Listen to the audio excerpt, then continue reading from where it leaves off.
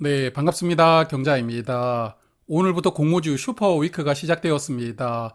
오늘 두 종목이 청약을 시작했고, 내일 또 두 종목이 청약이 이어지는데 바로 민테크와 SK스펙 12호입니다. 두 종목이 수요 예측 결과를 오전에 일찍 발표를 했더라고요. 그래서 결과를 간단하게 정리하고 청약하기 전에 마지막으로 체크를 해보겠습니다. 오늘 말씀드리는 두 종목은 내일과 모레, 즉 수요일까지 청약이 진행되고요. 환불기간은 이틀이고 환불금으로는 마린솔루션을 청약할 수 있는 일정이라는 점이 일단은 좋습니다. 다만 오늘 청약을 시작한 두 종목과 모레 청약을 시작하는 코칩, 이 세 종목과는 일정이 겹쳐 있으니까요. 비례 청약하실 분들은 일정 참고하시고 자금을 배분하실 필요가 있을 것 같습니다. 그리고 두 종목 상장 일정은 5월 3일 금요일로 예정되어 있는데요. 일단 민테크가 2일이 아니라 3월로 넘어갔다는 게 그나마 다행이라고 생각합니다. 3일로 넘어가면서 SK스펙과 함께 상장하게 되었는데 지금 2일과 3일은 일반 종목과 스펙 이렇게 두 종목씩 동시 상장을 하게 되었거든요. 그래서 일반 공모주와 스펙이 함께 상장했던 케이스를 제가 정리를 해보았으니까요. 이 내용은 잠시 후에 보도록 하겠습니다. 자, 그러면 민테크부터 체크를 해볼 텐데 워밍업으로 미리 말씀을 드렸던 종목이니까요. 수요 예측 결과 중심으로 간단하게 체크하겠습니다. 기관 경쟁률이 947대 1이었고 2186개 기관이 참여를 했습니다. 그리고 의무합격 비율은 4.2%였는데요. 많은 기관들이 청약에 참여를 했지만 의무합격 신청 비율은 그다지 높지 않았으니까요. 장기간 보유하기가 조금 부담스러웠던 종목이라고 생각했던 것 같습니다. 그래서 오늘 청약을 시작한 D&D 파마텍이 수요 예측 결과는 조금 더 좋게 나왔습니다. 의무 합격은 수량 기준으로 4.2%, 건수 기준으로는 3.4%입니다. 최종 배정에서도 합격이 크게 늘어나는 것이 어려울 것 같은데 그래도 3배 정도는 늘어나서 12% 정도까지 합격이 늘어날 수가 있었으면 좋겠습니다. 그리고 공모가가 1,500원으로 결정이 되었습니다. 상단 가격을 24% 초과해서 결정이 되었고요. 공모가 신청 결과를 보면 1,500원 이상을 신청한 비율이 97%로 대부분입니다. 그러므로 공모가는 수요 예측 결과대로 정해졌다고 생각합니다. 그리고 워밍업에서 밸류 관련해서 조금 자세하게 말씀을 드렸지만 다시 간단하게 체크를 해보면 현재 민테크 실적이 적자이거든요. 그러므로 공모가를 미래 실적을 추정해서 산정을 했는데 민테크 공모가가 1,500원으로 확정이 되었으니까요. 작년 매출액 기준으로 PSR은 약 15배로 상장하게 되었습니다. 즉 작년 매출액보다 시가총액이 약 15배가 더 많다 이런 의미인데요. 2차전지 종목 중에서도 밸류는 아주 높은 수준으로 등장하는 종목이라고 볼 수 있겠습니다. 다만 증권신고서에 기재를 해두었지만 본인 수준의 3세대 배터리 진단 기술을 보유한 기업이 현재 없다고 기재를 해두었거든요. 그러므로 동등한 수준의 기술력을 보유한 경쟁사가 없다는 부분은 밸류의 부담감을 조금은 누그러뜨려 준다고 생각이 되고요. 그리고 어차피 최근 공모주들은 상장일에 그들만의 리그로 주가가 움직이니까요. 민테크도 괜찮은 시세를 기대를 해볼 수 있는 종목이라고 생각합니다. 그리고 이 종목은 LG에너지솔루션과 GS에너지가 상장하기 전에 투자를 해서 둘이 합쳐서 지분 약 10%를 보유하고 있습니다. 이 지분에 대해서 의무 보유를 1년간 하기 때문에 단순히 시세 차익을 위한 투자는 아니었고 사업 협력을 위한 투자였다고 생각하거든요. 그러므로 이런 대기업들이 미리 투자를 해둔 종목이라는 부분도 기대감을 높여줄 수가 있다고 생각합니다. 민테크는 이번 IPO로 총 300만 주를 모집하고요. 일반 투자자에게 75만 주가 배정이 되었습니다. 청약 주관사는 KB증권인데요. 일반 고객은 2만 5천 주까지 청약할 수가 있고 풀 청약을 하시려면 증거금이 약 1억 3천만 원 필요합니다. 그리고 최소 청약 수량이 10주로 증거금 5만 2,500원이 필요하고요. KB증권은 청약 수수료를 1,500원 받습니다. 그리고 이 종목은 우리 사주조합의 15% 비중으로 45만 주를 배정을 해두었습니다. IR 자료를 보니까 임직원 수가 110명이라고 기재가 되어 있었습니다. 그래서 우리 사주 배정 물량 45만 주를 임직원 수로 나누어 보면 1인당 약 4,100주를 청약을 해야 되고요. 증거금은 4,300만 원 정도가 필요합니다. 잠시 후에 말씀을 드리겠지만 이 회사는 직원들이 스톡옵션을 모두 상장일에 매도하지 않겠다고 자진해서 의무 보유를 하고 있거든요. 그러므로 회사에 대한 직원들의 기대감이 어느 정도 있다고 보이는데 우리 사주 청약 증거금이 적은 금액은 아니지만 그래도 직원들은 모두 청약을 하면서 우리 사주 물량은 완판되지 않을까 예상을 해봅니다. 그리고 수요회 측에서 의무합약 신청 비율을 적용하면 상장일에 690만 주가 유통될 예정이고요. 전체 주식의 약 28% 정도 물량이니까 유통 물량은 보통 수준이라고 생각이 됩니다. 공모가 기준 유통금액은 약 700억 원 정도라서 가벼운 종목은 아닌데요.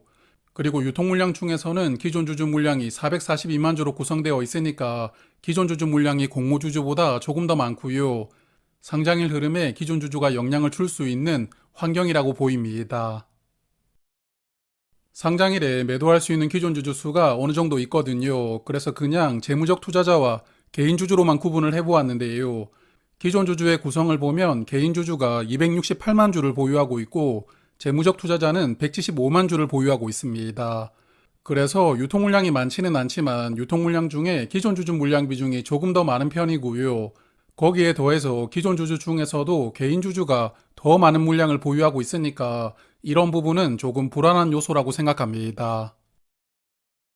그리고 앞서 잠깐 말씀을 드렸지만 이 종목은 스톡옵션으로 약 180만 주를 지급했습니다. 스톡옵션 물량이 아주 많은 편이지만 임원들은 2년 6개월 그리고 직원들은 1년 6개월을 의무 보유하겠다고 약속을 했습니다. 그래서 상장하고 적어도 1년 반 사이에는 나올 수 있는 스톡옵션은 없는 상황인데요. 직원들은 상장일부터 매도할 수 있었으니까 의무 보유를 약속하는 게 쉽지 않았을 텐데 이렇게 자진해서 팔지 않겠다고 약속을 한 것이 저는 대단하다고 생각합니다. 그러므로 민테크라는 회사의 성장성을 직원들도 어느 정도는 신뢰하고 있다고 생각해 봅니다. 자, 그러면 민테크는 여기까지 보고 이제 같이 청약하는 SK 스펙을 잠깐 보겠습니다. 총 300만 주로 60억 원을 모집하는 스펙이니까 사이즈는 소형 스펙이고요. 공모가는 2,000원입니다. 주관사는 SK증권인데요. SK증권 평소에 이용하지 않는 일반 고객이라면 24,000주까지 청약할 수가 있으니까 풀 청약을 하더라도 증거금은 4,800만 원입니다. 청약 한도가 매우 작은 편에 속하고요.